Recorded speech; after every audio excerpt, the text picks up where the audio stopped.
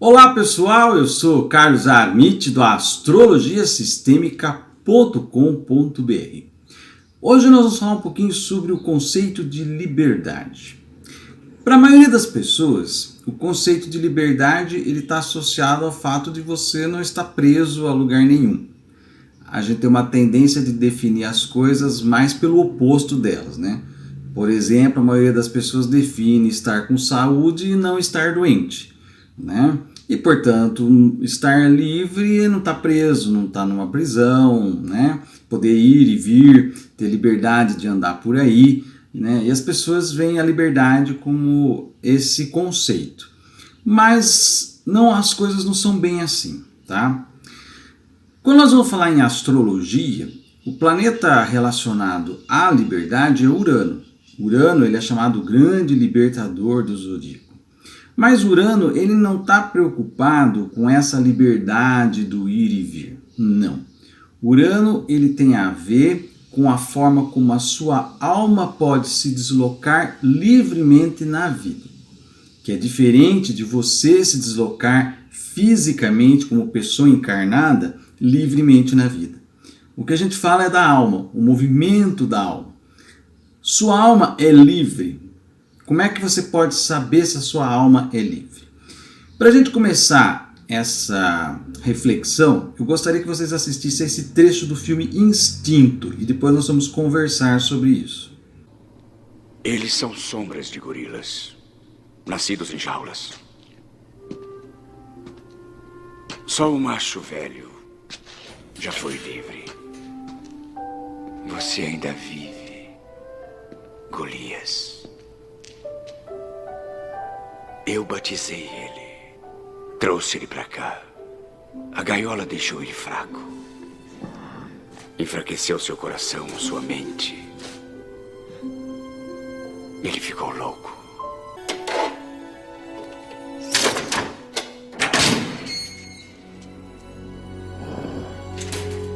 Então fecha a porta. Ele não vai sair. Vê. Mesmo que possa. Perto daqui há uma cerca e do outro lado da cerca está a liberdade. Ele pode sentir o cheiro, mas nunca vai tentar chegar lá. Ele desistiu. Agora ele acha que a liberdade é apenas uma coisa com que ele sonhou. E você? Você desistiu também? No caso ali do gorila, ele está preso, ele está encerrado, né, numa jaula, tá? Então é um caso realmente de restrição da liberdade física. Porém, o personagem ali, o Ethan, ele fala da questão da liberdade psicológica. Quando entra no nível psicológico, mesmo estando a porta da jaula aberta, ainda assim a pessoa não se sente permitida a gozar de liberdade. E é nesse ponto que nós falamos que a alma da pessoa não está livre. Você pode ter até liberdade, as jaulas podem ser abertas, você pode circular livremente pelo mundo, porém a sua alma ainda está acorrentada, agrilhoada a quê? A todas as estruturas que nós adotamos e que foi programado na nossa mente, na nossa psicologia, que é a programação cultural, moral, religiosa que nós recebemos desde o momento em que nós colocamos o pé aqui, desde o momento que nós nascemos, ainda já no útero da mãe, nós vamos absorvendo as emoções da mãe, já vamos formando ali algumas concepções que podem ser que se tornem correntes, se tornem grilhões na nossa vida.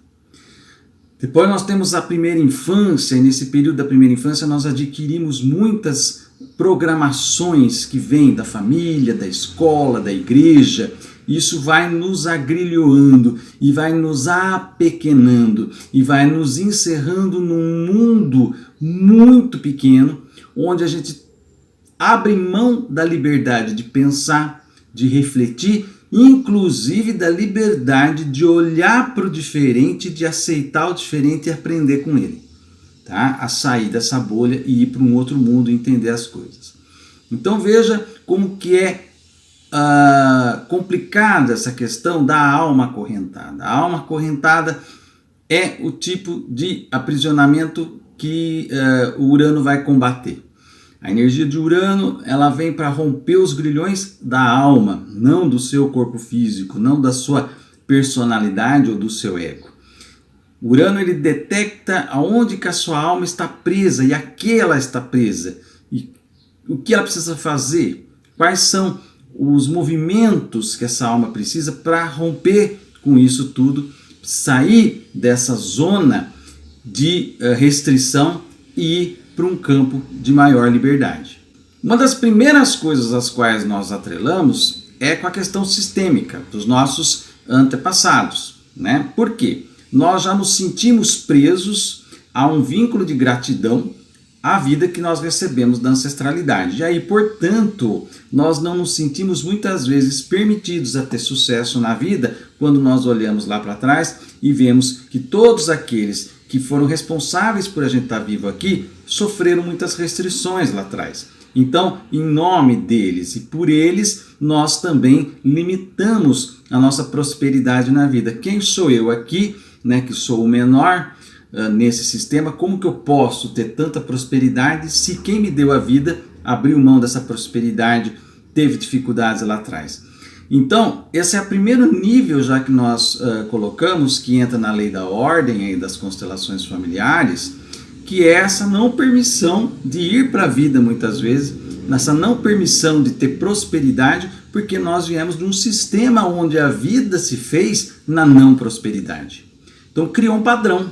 Nessa família, a vida só prossegue se for nas dificuldades. Por quê? Porque você veio de um sistema onde as pessoas foram nascendo e seguindo adiante no meio das dificuldades. Então isso cria um padrão, tá? Um padrão, e esse padrão vai te agrilhoar, vai te prender. Você vai ficar preso nisso e não vai ter essa permissão. Muitas vezes você também não tem a permissão do campo materno para tomar o campo paterno. Isso é muito comum nas constelações. Então também é um grilhão, também é uma coisa que te aprisiona. E aí, se você fica eternamente preso no campo materno, você não consegue ir para o mundo exercer a força do campo paterno, que é justamente ir lá no mundo buscar caça, né? Ou seja, conquistar as coisas lá fora por meio dessa energia do masculino, que é representada pelo Sol, pelo Marte, esses elementos todos de luta, de conquista lá no mundo lá fora. E outro fator que incide fortemente em criar esses grilhões na nossa vida é durante a primeira infância, porque ali nós vamos aprender como ser aceito e como ser amado. Qual é a moeda de troca que eu tenho que ter para poder ser amado. Então, por exemplo, uma criança, muitas vezes, para ser aceita, para ser validada, para ser amada, ela vai ter que encontrar isso de repente na escola, onde na casa ela não encontra validação por meio dos pais, ela vai encontrar isso na escola metendo a cara nos livros. Então ela vai se tornar um CDF, uma pessoa extremamente voltada para o mundo da intelectualidade, e muitas vezes ela se desloca do mundo da afetividade, porque o afeto é uma coisa muito complicada, é proibido ter afeto. Então eu vou para o lado da intelectualidade, ali eu me dou melhor, porque lá eu ganho meus prêmios, lá eu ganho meu reconhecimento. E aí você cria o quê? Um grilhão, uma casca que te prende e te encerra num modo de ser difícil de você. Aí você não vai ter liberdade para ser uma pessoa afetiva. Por quê? Porque você está presa num condicionamento, tá? Uma outra criança, por exemplo, ela vai ter como moeda de troca, ela só vai se sentir amada agradando os outros, né? Então ela fica presa, ela cria automaticamente uma programação de que ela tem que sempre agradar o outro, né? Então ela vai sempre ser submissa, ela sempre vai estar se submetendo à vontade do outro, e quando se vê ela está presa nesse condicionamento, e ela vai encontrar relacionamentos, patrão, enfim, a vida dela vai ficar toda condicionada por essa programação que ela criou lá na infância como estratégia de sobrevivência da criança traumatizada. Nós desenvolvemos, enquanto crianças traumatizadas, e todos nós somos, né, porque por melhor que os nossos pais tenham feito, né, alguns erros acontecem. E esses erros cruciais, eles geram questões na gente, geram pequenos traumas, pequenas máculas. E nós, nessa ânsia da criança de ser amada e de agradar aos pais, nós vamos desenvolver aí capas, nós vamos desenvolver estratégias de sobrevivência justamente para sermos aceitos e sermos amados, porque é a pulsão básica de todos nós. Muitas vezes nós vamos desenvolver até características odiosas para sermos amados, para vocês verem como que é o contrassenso. E quando a gente vê, a gente está preso numa estrutura. A gente criou um casulo de proteção e também uma máscara social para sermos aceitos e para sermos amados. E aí nós passamos a vida toda presos a isso, presos nesse casulo de proteção e usando uma máscara de aceitação. Então essa busca da proteção e da aceitação, ela é verdadeiramente as grades que nos prendem. E aí por isso que nós abdicamos da liberdade da alma em nome do amor. E esquecemos que o amor é a própria alma. E que nós, ao deixarmos a alma acorrentada nas programações culturais, morais, religiosas que nós recebemos, nós esquecemos de colocar o amor em movimento. Porque a alma nada mais é do que a energia do amor em movimento. Então veja, nesse mundo conturbado que nós vivemos, onde tudo é distorcido, né, nós criamos sistemas de proteção e de validação para sermos amados. E a moeda de troca que nós fazemos isso é abdicar do nosso próprio amor próprio em primeiro momento e do movimento do nosso próprio amor em direção às pessoas e ao mundo. Essa é a real prisão em que todos nós estamos e que parece que para muitas pessoas até jogar a chave fora, né? Urano vem com essa energia para romper justamente com isso, por isso que ele mexe com a vida das pessoas assim repentinamente e drasticamente, porque a energia de Urano é de disrupção, né? Ele não é nada sutil, ele chega e ele vai causando revoluções na sua vida, que é o que? Para que você quebre esse casulo de proteção, para que você quebre essa máscara que você colocou em você de aceitação e olhe para a natureza nua e crua sua, que muitas vezes é uma criança ferida pedindo atenção ali dentro. Para a maioria dos seres humanos, a imagem da alma é essa criança ferida, atormentada e que foi invalidada e encarcerada para ser aceita e protegida pelas intempéries da vida. Mas, no entanto, tudo isso fez com que ela não tivesse expressão. E aquela criança que está ali dentro, que às vezes você vai descobrir com 50, 60, 80 anos, ela não teve ainda a chance de ser livre, de sair para o playground, de conhecer a vida, de realmente colocar o amor que ela tem como natureza própria e que é o amor de conexão com a parte divina. E não o amor de sentimento de bem-querer. Não é desse amor que eu estou falando, é o amor da alma, né? Que começa pelo amor a si próprio. Então essa situação toda traz aí a energia de Urano que vem justamente para mexer com essas estruturas para que a gente se liberte. Mas não é um movimento fácil, porque a hora que a gente se vê sem essa máscara, sem esse casulo de proteção, nós começamos a ter medo da vida, medo do mundo. Urano está no signo de Touro. E aí você precisa olhar onde que o signo de Touro está na sua casa. Se, por exemplo, Touro está na casa 7, a casa dos relacionamentos, e Urano está passando ali, ele vai mexer com a sua área de relacionamento. Muitas pessoas se divorciam quando Urano está passando na casa 7. Por quê? Porque muitas vezes aquele relacionamento, e não tem nem a ver com o caráter da pessoa que está com você, né? Tem a ver com o fato de que você está se relacionando com aquela pessoa do lugar do seu nicho de proteção e de autoaceitação, né? Então é aquele casulo, aquela máscara que você criou que precisa daquela pessoa como parceira. Quando você começa um movimento de arrancar a máscara e de se livrar do seu casulo, aquela pessoa deixa de ser necessária na sua vida. Ela pode ser uma excelente pessoa, mas ela deixa de ser necessária, porque agora a sua natureza é outra e você está em busca de outra coisa. Então o relacionamento, ele deixa de ter sentido. Se o Urano está passando, por exemplo, na sua casa 10, que é a casa da sua carreira, né, pode ser que você esteja vivendo uma grande crise da carreira, porque você está aí há 20 anos trabalhando em alguma coisa que pode ser até rentável, pode ser um trabalho socialmente muito bem visto, tá? Mas ele era relacionado a essa máscara e esse casulo de proteção da criança traumatizada. Foi uma estratégia de sobrevivência que valeu até aquele momento, que trouxe a necessidade de ter essa carreira. E de repente, quando o Urano entra ali e começa a arrancar suas máscaras e tirar o casulo, e você fica nua, né, com a alma nua, aquele emprego já não tem mais sentido. Pode ser um emprego muito bom, né, trazer muito rendimento financeiro, mas já não faz mais sentido com você. Por quê? Porque você abriu-se e aí começou a experimentar uma liberdade. E a liberdade, ela sempre vai pedir escolha. Porque quando a gente não é livre, os outros escolhem pela gente, ou a programação que nós criamos, a máscara que nós criamos, o casulo que nós criamos em nosso redor é que escolhe pra gente. Tá? E a partir do momento que nós nos livramos dessas estruturas de programação, nós estamos livres para escolher pela primeira vez a escolha da alma. Dá medo, né? A pessoa se sente no vazio, porque é justamente isso que acontece, é um processo de transição de uma coisa até então conhecida para um mundo novo, né? E tudo isso gera medo, gera insegurança, por isso que Urano mexe muito com as pessoas nesse sentido quando eles estão em trânsito bastante ativo. Então esse é o planeta da libertação e essa é a real liberdade.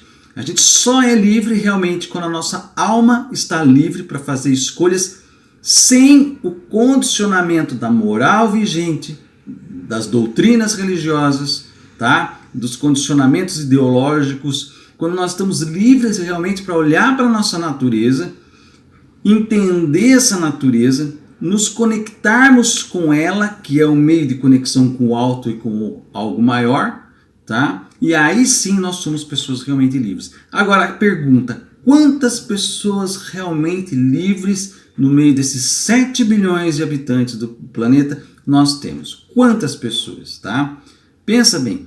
Quando você olha, por exemplo, a história de Jesus Cristo, ele era uma pessoa livre. Ele se libertou de todos os condicionamentos que quiseram colocar sobre ele, da família, da religião, da época, da questão política. Ele não tinha vinculação com nada dessas coisas. Ele era livre, né, totalmente livre para viver a vida dele, né, e sem ter que dar conta e dar respostas a todas as estruturas sociais, políticas, religiosas que tinham ali, que eram pesadas, que eram estruturas muito fortes e que inclusive se voltaram contra ele, justamente por ele ser livre. Porque as pessoas realmente livres incomodam muito ao sistema. O sistema não tolera esse tipo de pessoa porque elas são um exemplo que pode fazer com que outras pessoas rompam as grades. E aí, se você tem um grupo de pessoas realmente livres, o sistema não consegue mais dominá-las, não consegue mais controlá-las através dos condicionamentos, através das capas, das máscaras, dos casulos que as pessoas criam. Por isso que o sistema violenta tanto a nossa infância. Por isso que as escolas são, na verdade, campos de doutrinação, de enquadramento dentro de um sistema conservador tradicional ainda, apesar da pedagogia ter avançado muito, de ter trazido muitas abordagens inovadoras, ainda assim a estrutura escolar, né, ela é enquadradora. Tá? A estrutura da política ela é enquadradora. A estrutura da religião ela é enquadradora. Por quê? Para ferir essa criança, para fazer com que essa criança se sinta invalidada, pecadora, diminuída. E aí ela tem que criar essas máscaras para ela poder sobreviver ao sistema. Mas é justamente ao criar as máscaras para sobreviver ao sistema, para ser aceita, é que ela automaticamente se vincula e cria uma corrente a esse sistema. E a partir daí o sistema vai manipulando e vai controlando todas essas pessoas. Tá? Então veja o perigo que é quando uma pessoa sai fora da Matrix. Né? O perigo quando a pessoa consegue se tornar livre desses condicionamentos. Fica muito mais importante para o sistema ter pessoas condicionadas, inclusive o sistema cria uma coisa que é fenomenal, que é criar condicionamentos opostos. Pessoas totalmente condicionadas pela posição A e pessoas totalmente condicionadas pela posição B. Sabe por quê? Porque elas podem ficar perdendo tempo brigando entre elas e achando que uma é inimiga da outra. Esquece que o grande inimigo é o sistema de dominação. Né? Estão rendidas ao sistema de dominação e não conseguem enxergar que são peças, na verdade, no mesmo jogo. Só que uma é peça preta, a outra é peça branca no mesmo jogo de xadrez. né? E as peças pretas e as peças brancas se veem como inimigas e ficam se digladiando na internet. E não percebem que, na verdade, é o sistema, é a mão que está fazendo o jogo acontecer. São as regras que estão fazendo o jogo acontecer. É a isso que nós temos que nos insurgir. É contra isso que nós temos que nos colocar e nos libertar. Tá? Fazer o rompimento dos grilhões. Mas isso passa o quê? Primeiro pelo autoconhecimento. Saber que você tem essas coisas dentro de você, você tem essa máscara e você tem esses casulos de proteção da criança ferida. Segundo, ter a coragem de enfrentar isso, que não é fácil. Olhar para dentro, encontrar os seus demônios, encontrar as correntes que te prendem, que acorrenta a tua alma, é um serviço complicado. Não é algo fácil de fazer. Exige uma coragem moral que as pessoas normalmente arredam o pé. É mais fácil correr para uma religião, é mais fácil correr para uma resposta pronta, é mais fácil correr para os pés de um líder ou de um falso líder para poderem serem conduzidas por ele para um universo mais tranquilo e para uma zona de conforto de crenças bonitinhas e saudáveis. E aí elas novamente abdicam da sua natureza, da sua alma. Não é um movimento fácil, gente. O que eu estou falando, são poucas pessoas que vão conseguir entender a profundidade do que eu estou falando. Muita gente vai escutar esse vídeo e vai falar que não entendeu nada, né? Mas a profundidade do que eu estou falando, se atingir meia dúzia de pessoas e essa meia dúzia de pessoas conseguir fazer movimentos em direção àquilo que eu falei, nós vamos começar uma revolução que não é uma revolução armada, porque essas coisas não levam nada a não ser vítimas e vilões, perpetradores e vítimas, esse jogo eterno de um matar o outro e depois de trocar de papel. Não é isso, né, que nós vamos propor aqui, revolução armada, mas é a revolução da consciência, a revolução da alma. Né? Nós sairmos do cárcere, né, do sepulcro que nós estamos. E esse sim é o verdadeiro despertar dos mortos, que aparece lá na carta do tarô. Tá? Esse é o momento em que nós saímos das nossas tumbas que são esses cárceres que o sistema criou na gente. E aí nós vamos nos tornar livres de alma para poder correr o mundo, para poder viver, para poder ser feliz e para poder levar a nossa natureza e compartilhar da nossa natureza um com o outro. Também lembrando aquele vídeo da imagem da paz, no mundo tempestuoso, onde tinha um ninho e um passarinho dando na boca do outro. Então esse é o momento que nós vamos nos libertar e fazer essa coisa de ir para o mundo, levar a nossa alma para os outros. Mas para isso a gente tem que abandonar o sistema. A gente tem que romper com o sistema.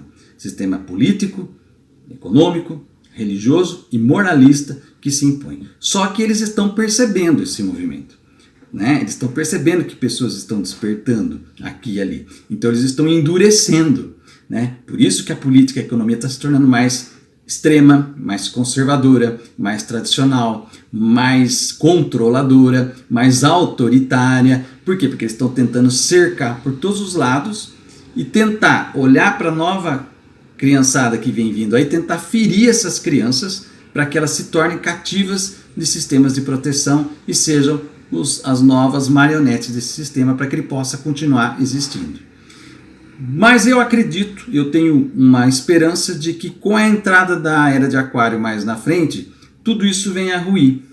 E nesse momento que nós estamos vivendo em que a sombra desses sistemas estão vindo à tona, é um momento talvez de muitas pessoas começarem a despertar. Muitas vezes muitas pessoas abrirem a porta da gaiolinha e fugir, sair, deixar a alma livre. Pense nisso. Sua alma é realmente livre? É uma reflexão para você fazer. Esse é o recado que eu gostaria de deixar com vocês. Se você gostou desse vídeo, dê um like aqui, tá? Deixe o seu recado, seu comentário e compartilhe esse vídeo nas suas redes sociais. Passe adiante para os seus amigos, nos seus grupos, tá? E se inscreva aqui no canal ativando o sininho para receber notificação de novos vídeos. Eu vou ficando por aqui. Até o próximo vídeo. Um grande abraço.